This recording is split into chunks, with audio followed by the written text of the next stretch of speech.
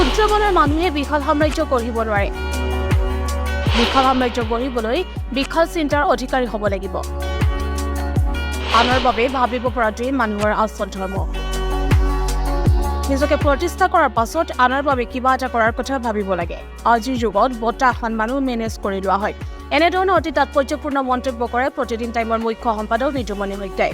বৰপেটাত সামাজিক সাংস্কৃতিক অনুষ্ঠান নৱসৃষ্টি সমাৰোহৰ বঁটা প্ৰদান অনুষ্ঠানত উপস্থিত থাকি তেওঁ এনেদৰে কয়। বৰপেটা প্ৰেছ ক্লাবত অনুষ্ঠিত এই অনুষ্ঠানত কেইবাগৰাকী বিশিষ্ট ব্যক্তিক সম্বৰ্ধনা আৰু বঁটা প্ৰদান কৰা হয়।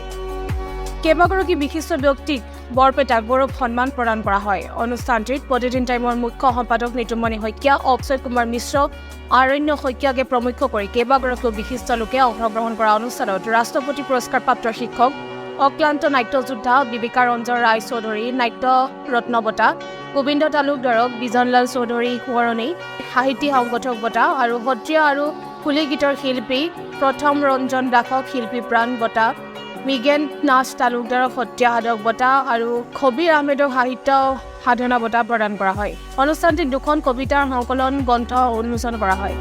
নৱসৃষ্টি সমাৰোহ বৰপেটাৰ বাকৰিত জন্ম হোৱা এটা নতুন অনুষ্ঠান।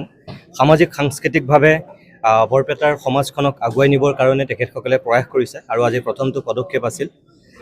মই আহিলোঁ, ভাল লাগিলে। কেইবাগৰাকীও বৰপেটাৰ সুযোগ্য সন্তানক আজি ইয়াত সন্মানিত কৰা হৈছে। তেখেতসকলক কেইবাটাও বঁটাৰে সন্মানিত কৰি জীৱনৰ বাটত আগবাঢ়ি যাবৰ কাৰণে প্ৰেৰণা আৰু উৎসাহ দিছে। মই ভাবোঁ নৱসৃষ্টিয়ে সঁচাকৈ এক নতুন সৃষ্টিৰ সন্ধান কৰিছে।